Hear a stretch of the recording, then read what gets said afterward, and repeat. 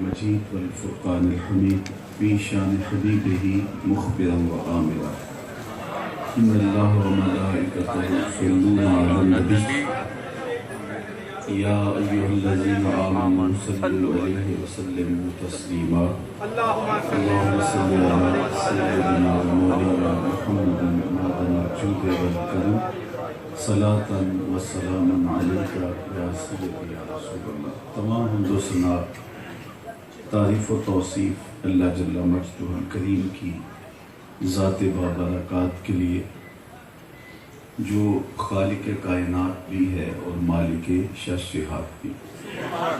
اللہ جل وعلا کی حمد و ثنا کے بعد رسول رحمت شفیع معظم نبی محتشم حضور ختم المرتبت حضرت محمد مصطفیٰ صلی اللہ علیہ وسلم کے حضور ناز میں اپنی عقیدتوں، ارادتوں اور محبتوں کا خراج پیش کرنے کے بعد عالی مرتبت ذی وقار علماء کرام، منتظمین مجلس ھذا، حضرات سامعین، خواتین و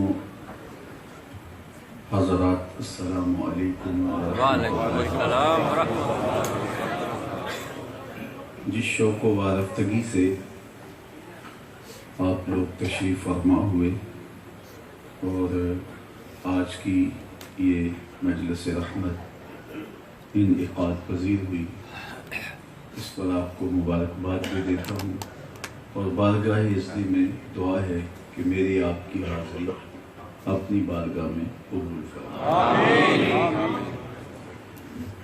میری اس وقت جو پوزیشن ہے وہ سکول میں اس بچے کی طرح ہے جو آخری پیریڈ میں اپنی پینسل، سلیٹی اور تختی سمیٹ رہا ہوتا ہے کہ تھوڑی دیر کے بعد ٹلی لگے گی اور میں چھٹی کر کے چلا جاؤں گا. تو 20 دن پہلے میں شکاگو اترا تھا، تو وہاں سے سفر کرتے ہوئے اب یہاں پہنچا. تو یہ اس سلسلے کی آخری تقریب ہے اور اس کے بعد انشاءاللہ واپسی کا سفر شروع ہوگا.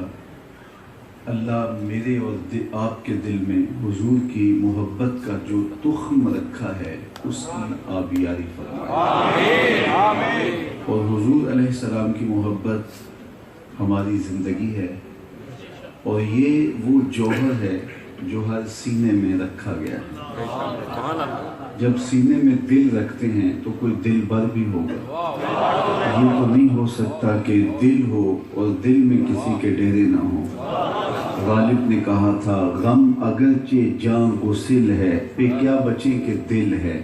غم عشق اگر نہ ہوتا غم روزگار ہوتا.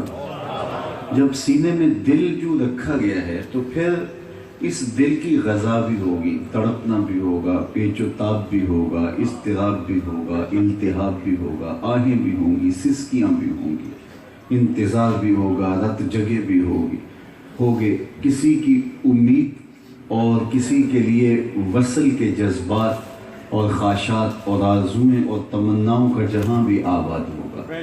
تو جب سینے میں دل رکھتے ہیں تو پھر اس دل میں کوئی امید کے چراغ روشن ہوں گے اور محبتوں کا جہاں آباد ہوگا. چونکہ یہ دل کی غذا ہے، کوئی دل ایسا نہیں ہے جو محبت کے نور سے خالی ہو.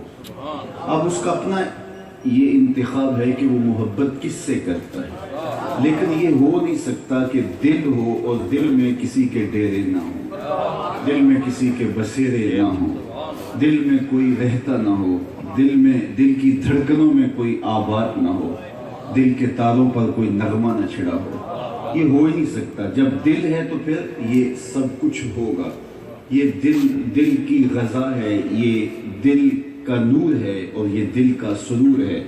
اقبال نے کہا تھا کہ شیشہ دہر میں مانند مے ناب ہے عشق، روح خورشید ہے خون رگ مہتاب ہے عشق، دل ہر ذرہ میں پوشیدہ کسک ہے عشق اس کی، نور یہ وہ ہے کہ ہر شے میں جھلک ہے اس کی.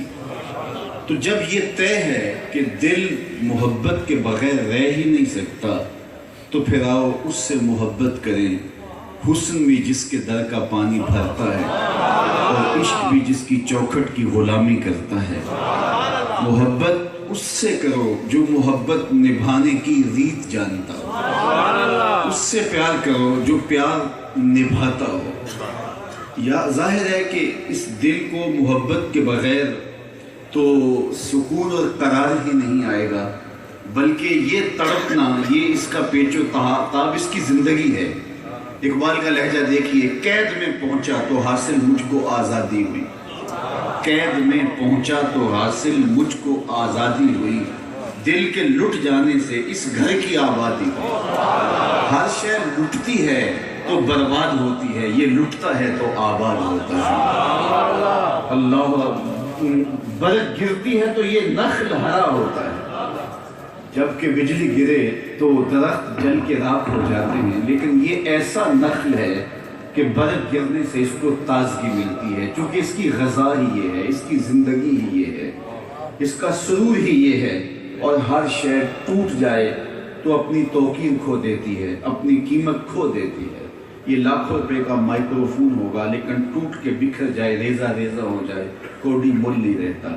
لیکن ایک کائنات میں دل ایسی شے ہے، جتنا زیادہ ٹوٹتا ہے اتنا ہی قیمتی ہوتا چلا جاتا ہے۔ تو بچا بچا کے نہ رکھ اسے، تیرا آئینہ ہے وہ آئینہ، تو بچا بچا کے نہ رکھ اسے، تیرا آئینہ ہے وہ آئینہ، کہ شکستہ ہو تو عزیز تر ہے نگاہ آئینہ ساتھ میں۔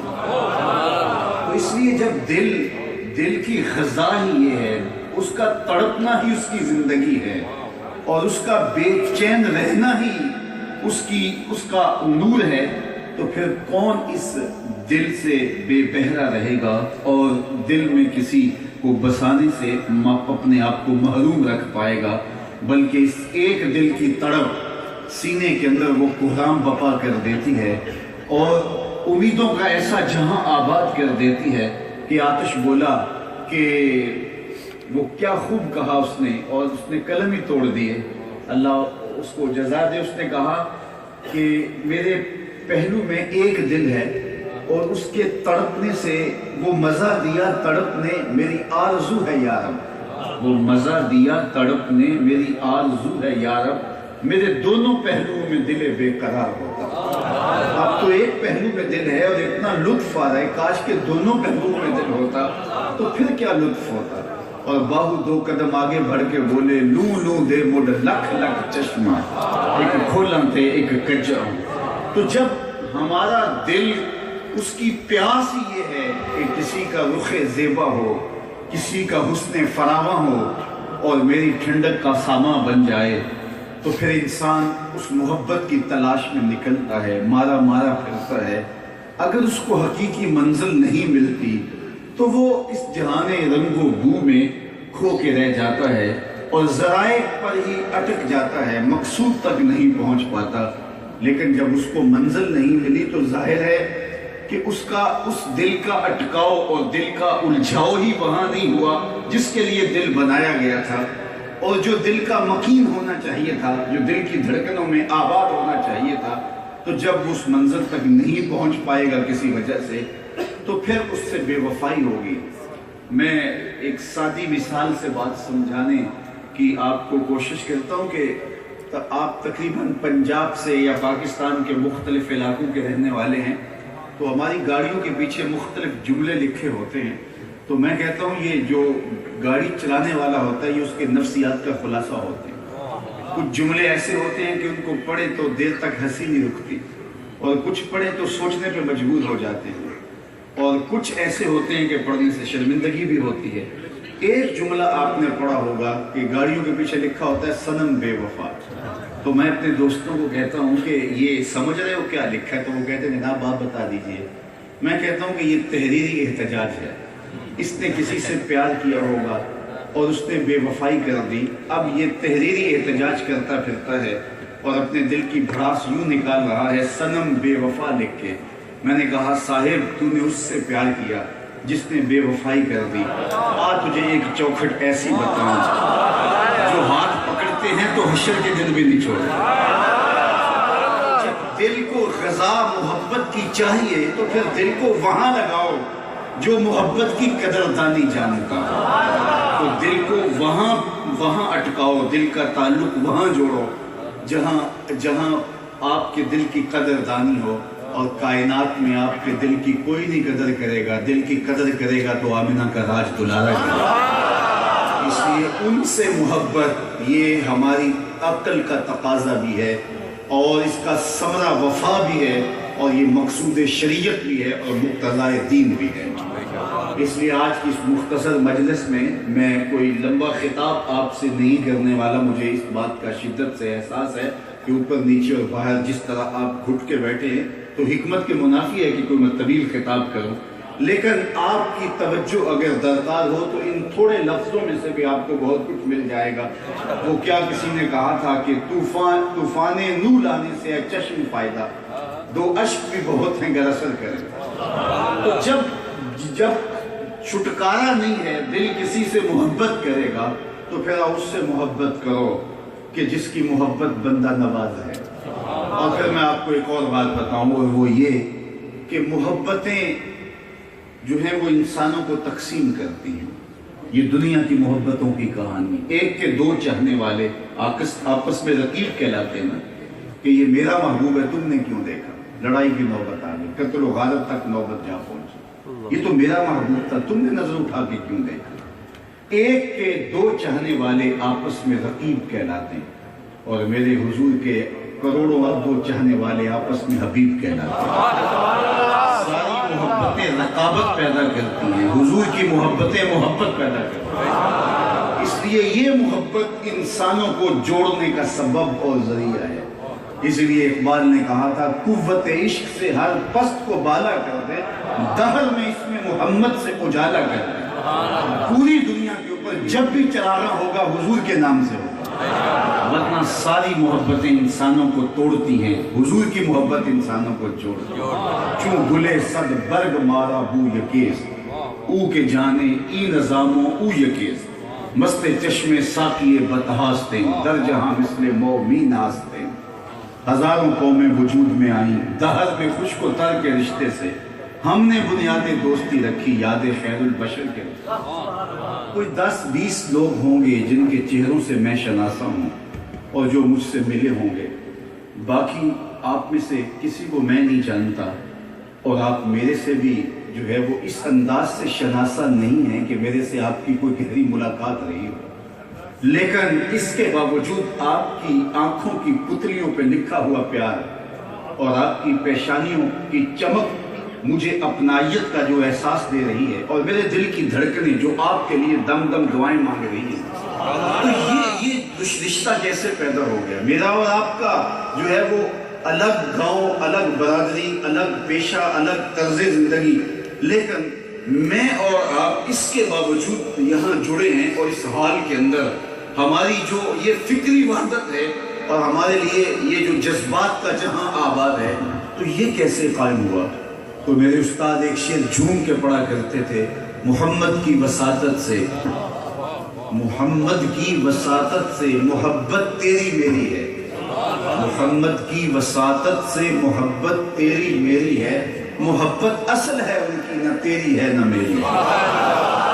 تو یہ محبت حقیقت میں حضور علیہ السلام کی محبت کا عکس ہے۔ کاش کہ امت اس محبت کو عمل سے ہم آہنگ کر لے تو یہ محبت انسانوں کو جوڑنے کا ذریعہ بن جائے، لیکن انسان کتنا گر جاتا ہے جب وہ حب رسول کو بھی اپنی ذاتی مقاصد کے لیے استعمال کرتا ہے۔ اور آج مجھے دکھ ہوتا ہے اس وقت کہ جب ایک ہی نبی کے چاہنے والے ایک دوسرے کے گریبان نوچ رہے ہوتے ہیں اور ایک دوسرے کی ٹانگیں کھینچ رہے ہوتے ہیں، میاں کیا اس محبت کو بھی اپنی مادی خواہشات کے لیے قربان کرو گے؟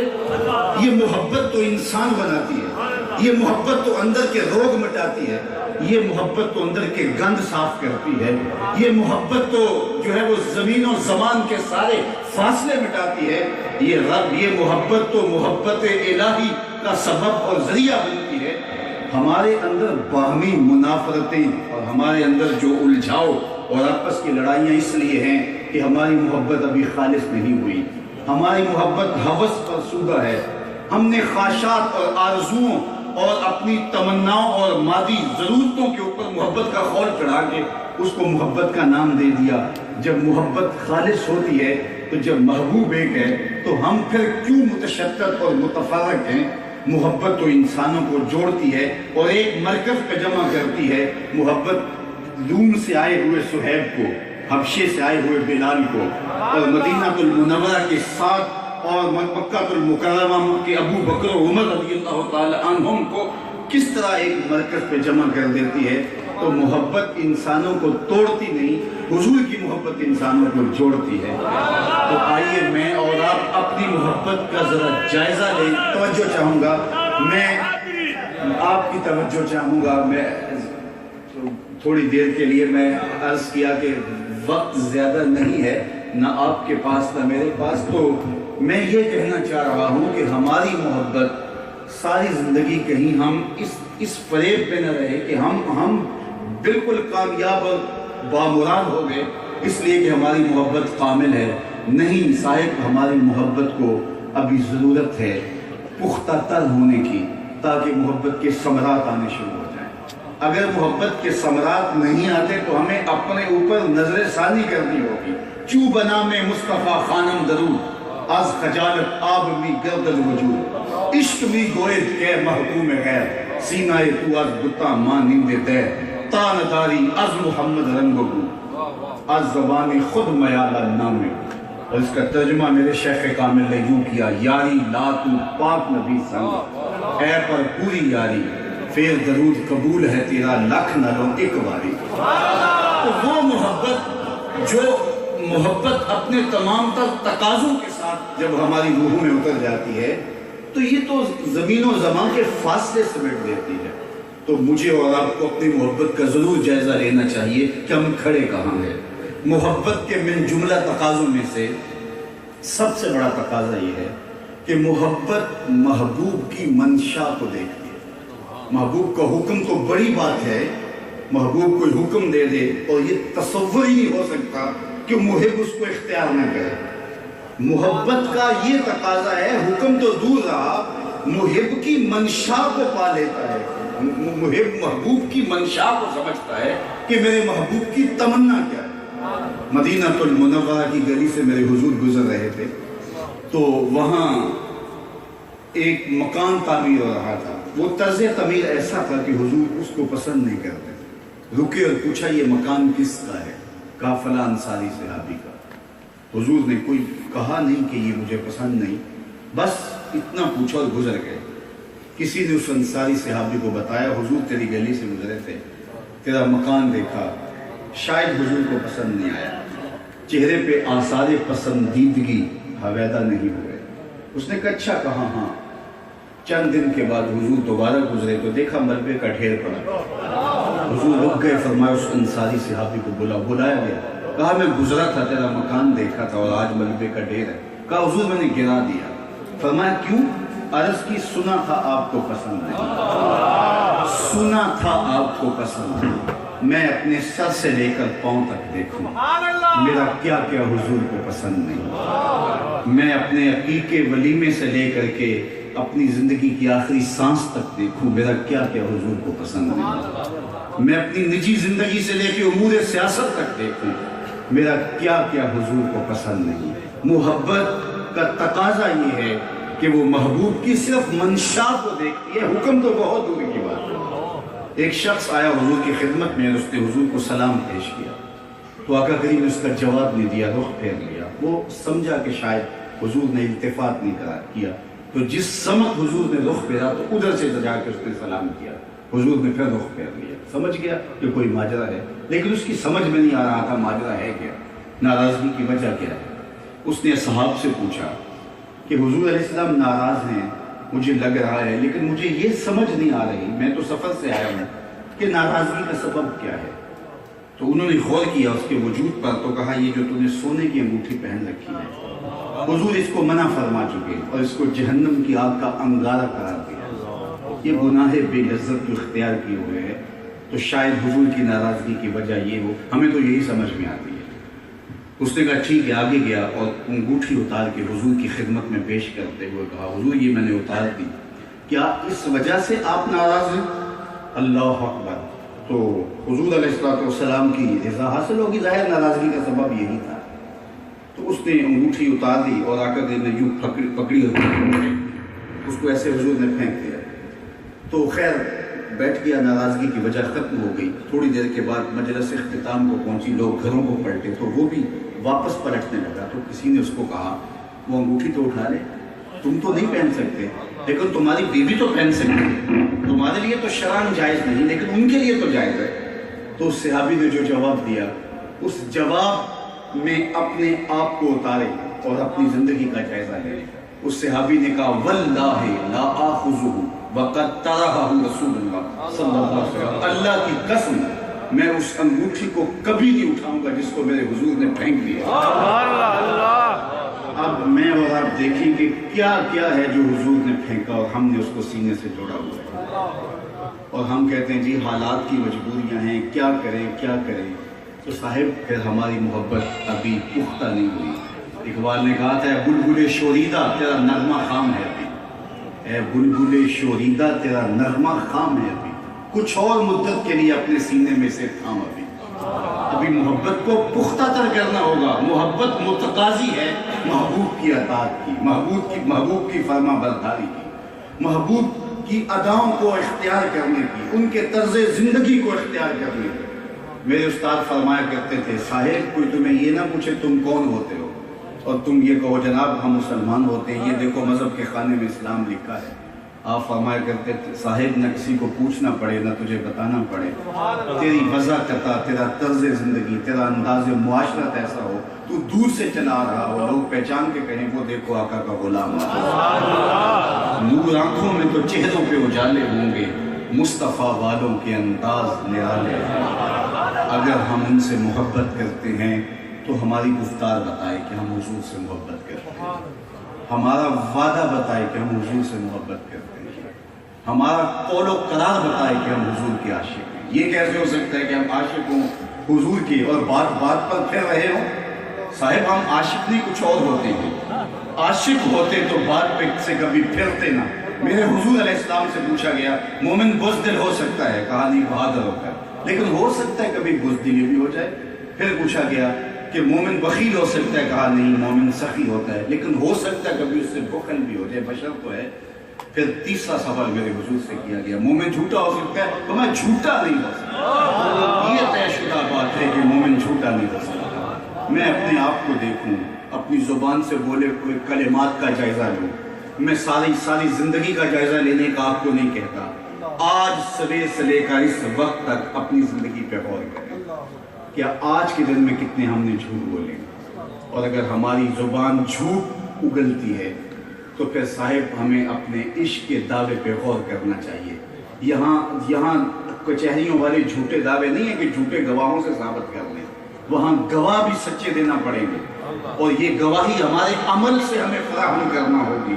میرے حضور تو کسی سے وعدہ کر لیتے ہیں کہ تیرے آنے تک میں یہاں کھڑا ہوں، اور وہ جا کے بھول جاتا ہے اور حضور وہاں کھڑے ہیں، صرف قضائے حاجت کے لیے جاتے ہیں پھر وہاں آ کے کھڑے ہو جاتے ہیں، 3 دن گزر جاتے ہیں۔ قصور اس کا ہے کہ وہ جا کے بھول گیا، لیکن کہا تھا تیرے آنے تک میں کھڑا ہوں۔ تیسرے دن وہ اتفاقاً وہاں سے گزرا، اچانک حضور کو دیکھا تو یاد آ گیا وہ یہ تو میرے سے وعدہ تھا ان کا، بڑا شرمندہ ہوا، لیکن میرے حضور نے اتنا کہا یا تو نے مجھے مشقت میں ڈال دیا۔ قصور اس کا تھا، لیکن ہم ذرا اپنے آپ پہ غور کریں کہ ہمارے وعدوں کی زندگی کیسی ہے۔ اگر ہم حضور علیہ السلام کے عاشق ہیں تو عشق کا تقاضا محبوب کی اداؤں کو اختیار کرنا ہے، محبوب کے طرز زندگی کو اختیار کرنا ہے۔ ہم اپنے رویوں پہ غور کریں، اپنے طرز زندگی پہ غور کریں، اپنے اٹھنے اور بیٹھنے پہ غور کریں۔ آج کی تاریخ میں دیکھ لیں کہ 4 نمازیں گزر گئی، ابھی 5ویں نماز کا وقت باقی ہے۔ کیا صبح سے لے کر ہماری 5 نمازیں پوری ہوئی ہیں؟ میرے حضور تو جب نماز کا وقت ہوتا تو بلال حبشی کو کہتے ارے نا یا بلال اٹھو ہمارے سینے کو راحت پہنچا۔ یہ حضور کے سینے کی ٹھنڈ اور حضور کے قلب کا قرار ہے نماز، اور آنکھوں کی ٹھنڈک ہے۔ فرمایا حُبِّبَ إِلَيَّ مِن دُنْيَاكُمْ ثَلَاث، تمہاری دنیا سے مجھے صرف 3 چیزیں پسند ہے، الطِّيبُ وَالنِّسَاءُ وَجُعِلَتْ قُرَّةُ عَيْنِي فِي الصَّلَاةِ، خوشبو منقوہ عورتیں اور میری آنکھوں کی ٹھنڈک نماز میں رکھی گئی ہے۔ میں اور آپ اپنا ضرور جائزہ لیں. اگرچہ یہ باتیں ایسی ہیں کہ آپ بار بار سنتے ہیں، لیکن یہ مجلسیں اس لیے ہی کی جاتی ہیں تاکہ ہمیں اپنا جائزہ لینے کا موقع فراہم ہو کہ ہم کھڑے کہاں ہیں. ہم کہیں اپنی خود فریبی میں مبتلا نہ رہیں اور ہم یہ سمجھتے رہیں کہ ہم سے بڑا عاشق رسول زمانے میں کوئی نہیں ہے، لیکن جب نامہ اعمال تلے تو اس وقت ہمارے پاس کوئی عمل کی پونجی ہی نہ ہو. تو ہم اپنے آپ کا ضرور جائزہ لیں اور اپنے آپ کو صحیح کرنے کی کوشش کریں. جہاں خرابی ہے دور کریں، روز کی ایک خرابی بھی دور کریں تو سال میں 365 خرابیاں دور ہو جاتی ہیں. اور اگر ہم ایسا نہیں کریں گے تو وقت تیزی کے ساتھ گزرتا چلا جا رہا ہے. آج موقع ہے، آج فرصت ہے.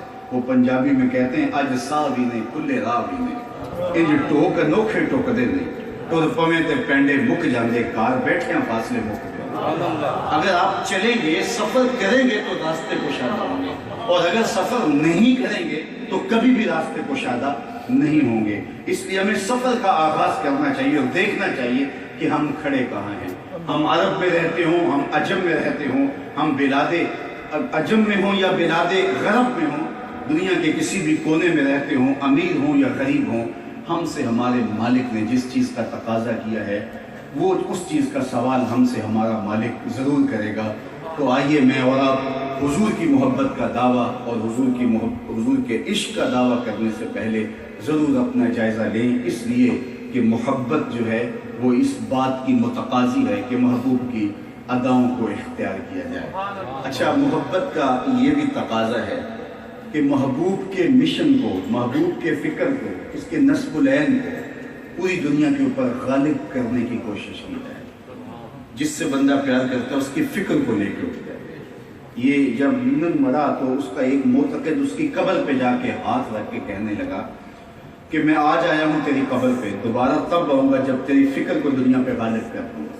کر سکا یا نہیں، لیکن اس نے عہد کیا میں اور آپ اگر حضور علیہ السلام سے محبت کرتے ہیں تو میں اور آپ اپنے 24 گھنٹوں میں کتنا وقت حضور کے دین کے لیے دیتے ہیں.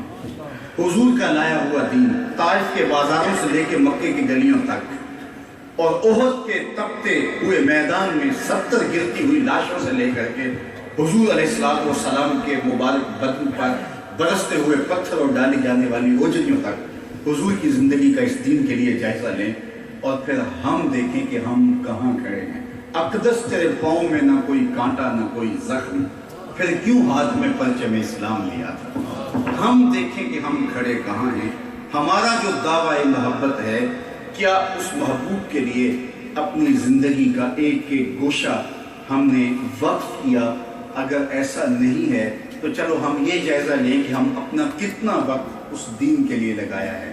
مجھے بتاؤ، مدینے سے ٹھنڈی چھاؤں بھی کہیں ہو سکتی ہے، لیکن حضرت ابو ایوب انصاری کی قبر ترکی میں ہے، حضرت حذیفہ بن یمان کی قبر عراق میں ہے. کسی صحابی کی قبر کہاں، کسی صحابی کی قبر کہاں.